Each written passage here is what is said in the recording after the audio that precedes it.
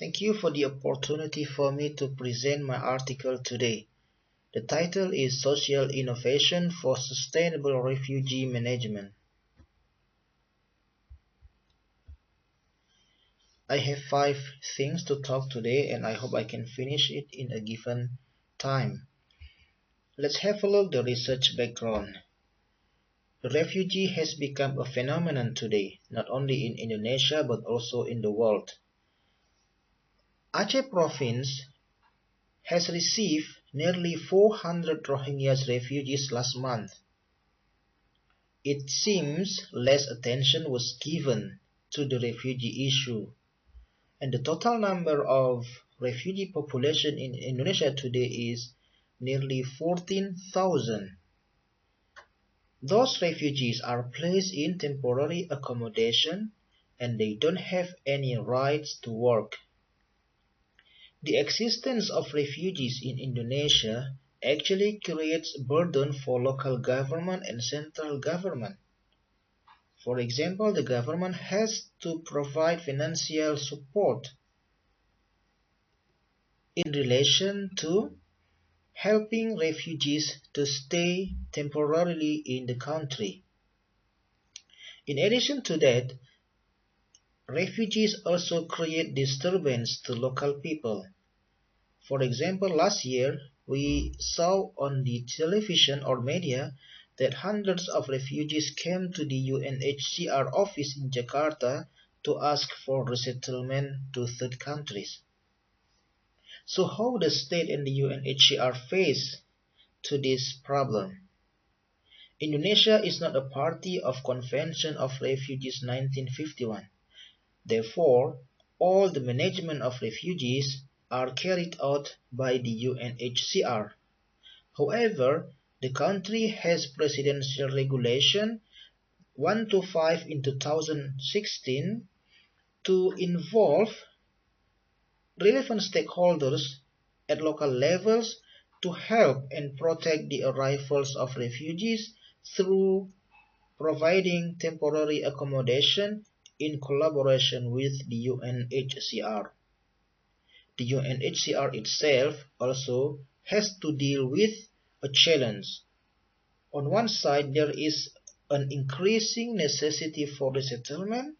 On the other side, there is a decreasing quota for resettlement. There is a gap where UNHCR needs a large number for resettlement, but on the other side, third countries tend to reduce the quota for resettlement. So how can then we try to find alternative solution for this issue?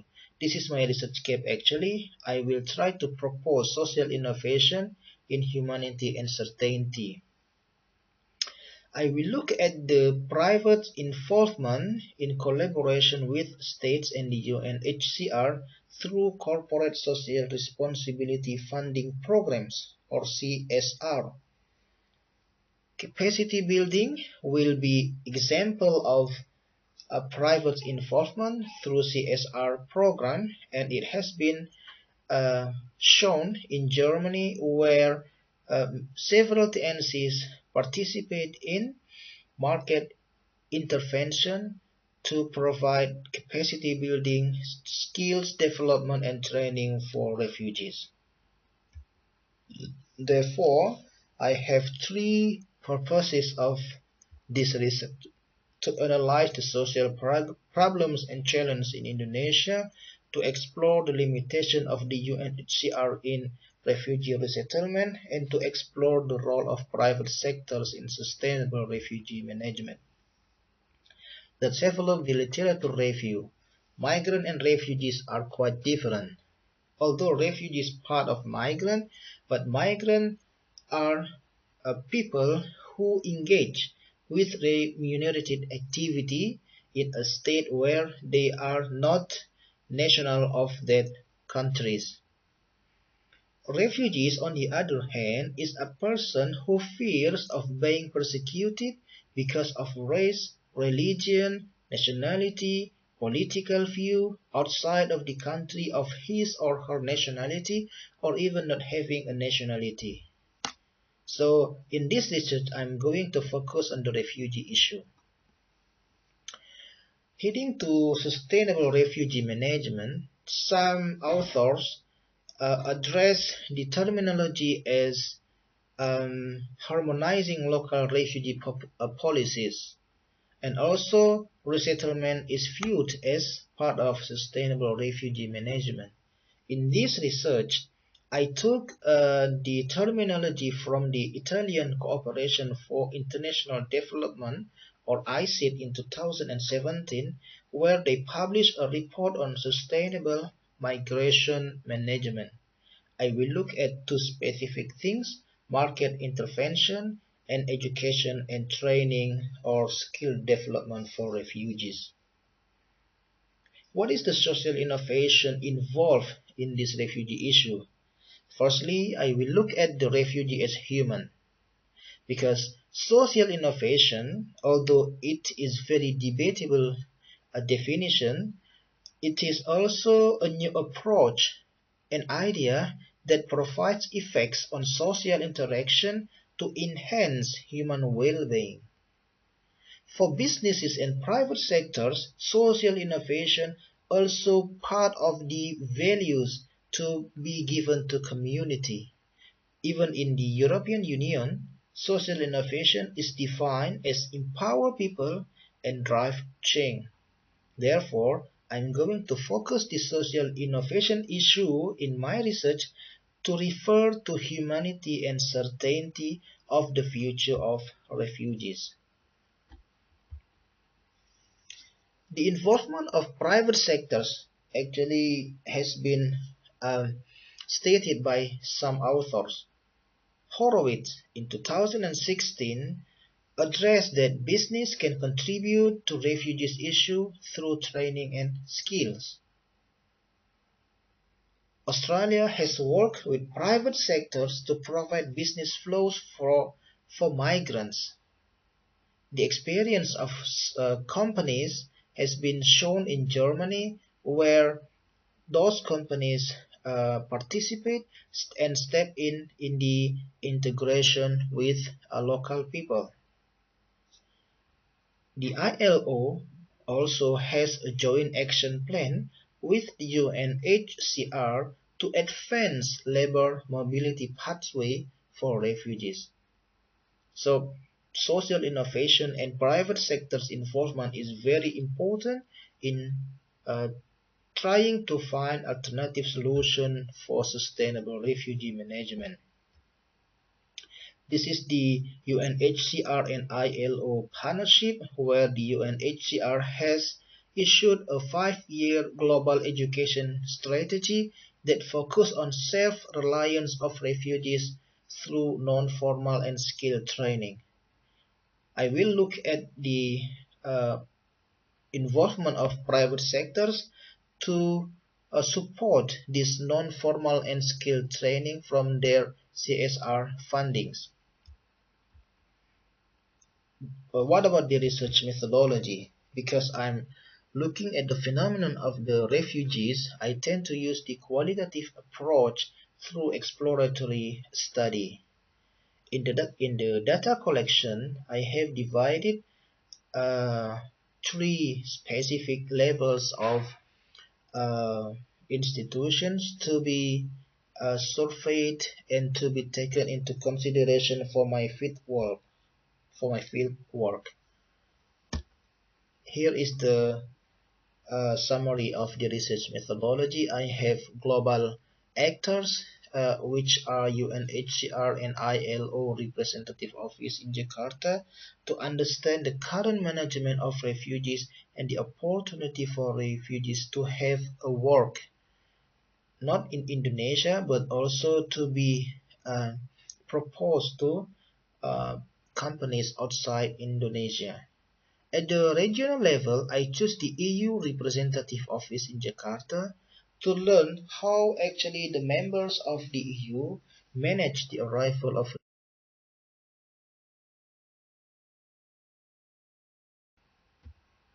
This is my research framework, when we talk about sustainable refugee management, we are actually looking at certainty and humanity issues, and it could be carried out by TNCs or private sectors in collaboration with states and the UNHCR. Here is the result and discussion from my research. States actually has been given authority to manage with the refugee issues from the Refugee Convention 1951 and its protocol in 1967 through local integration. However, Indonesia is not a party of both convention, and in ASEAN region, only Cambodia and Philippines who have ratified their membership of convention. Unfortunately, refugees are not going to those two countries. They pass through the Indonesia. And I look at the Indonesia as experience of managing refugees, where the country received a large number of Vietnamese refugees in 1978, where there was uh, a camp of refugees in Galang Island in Batam, and Indonesia actually has been viewed very positively for undertaking the issue of refugees at that time. And even until now, Indonesia is still viewed as a very tolerant country to receive more refugees. I also look at the experience of EU states where they are also trying to find a better solution for refugees. All leaders in the EU states agree to be sympathy and empathy to the arrival of refugees, but they all agree that those refugees should not be in their own backyard, meaning that they don't allow refugees to enter the Europe. However, the EU has issued the EU-Turkey statement where all refugees transiting in the EU will be placed firstly in Turkey for screening and determining of their status. The European states also trying to tightening and strengthening their borders to avoid the terrorism issue because of the sovereignty issue and so on. Therefore, refugees are unable to enter the countries. Germany shows the other way around, where the country has been viewed as very welcoming culture for refugees. The UNHCR management actually also find a difficulty today to resettlement process. Although the roles of UNHCR is repatriation and local integration, both are not possible to implement in Indonesia because Indonesia is not a party, and therefore the resettlement process is the most promising action to be taken into consideration. However, resettlement takes a very long time of waiting, more than 10 years. There is also uncertainty for refugees because limited skills and knowledge of refugees, and it creates local burden while transiting refugees in Indonesia, and also the possibility of violation of human rights. While there are refugees in the country, people smuggling, human trafficking are also happening. Therefore, there seems to find an alternative solution in managing refugees sustainably. Having said that, I look at the partnership issue for sustainable refugee management, which I will focus on private intervention. We understand that UNHCR and states has a challenge with the refugee issue. We cannot rely on a monodiscipline approach in trying to find a better solution for refugees. Therefore, we need to do an interdisciplinary approach because refugee is not only the social problem, it includes economic and political problem as well. Therefore, with the involvement of private sectors, we can create a market expansion and capacity building for refugees. Market intervention and capacity buildings are the two factors that I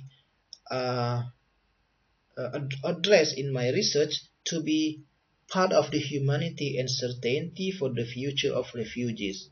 I will look at the possibility of private sectors to provide this market expansion and capacity building for the enhancement of self-reliance of refugees to be able to equip refugees to find a better place and opportunity to get a labor market, uh, global labor market in the future. Talking about social innovation, as I said before, allowing refugees to be able in market accessibility will create investment for host countries because basically refugees are employable and investable. There is also a correlation between capacity building and market opportunities. When refugees have gained skills and training development, they will be able to get certificates of work and it could be used to find a job in the future of their life. Some companies have shown this effort. For example, Adidas has trained refugees in Turkey. From hundreds of refugees, 25 of them are able to work in the Adidas supply chains in Turkey. The last slide is conclusion and recommendation. As I said before, refugee is still a growing phenomenon today. It seems that a future group of refugees will be likely to be arriving in Indonesia, and therefore we need to find an alternative solution because those refugees actually are on their way to go to Australia or New Zealand. It is necessary for state and UNHCR to get involved of private sectors through social innovation to have skill development for the future of self-reliance of refugees. Therefore, the recommendation for this research are two. Number one, if Indonesia wants to manage the arrival of refugees, the country needs to ratify their convention to be part of the Refugee Convention. However, we need to address this issue very carefully because when we open the opportunity to be part of the convention, a large number of refugees will be more coming to the countries. So it will create another problem as well. Secondly, we need the involvement of private sectors to become involved in the issue of refugees as what has been shown in Germany and Turkey, for example. Several companies have participated in CSR programs to train and provide skill development for refugees, and some of them then will work at the private company supply chains in those countries. Thank you.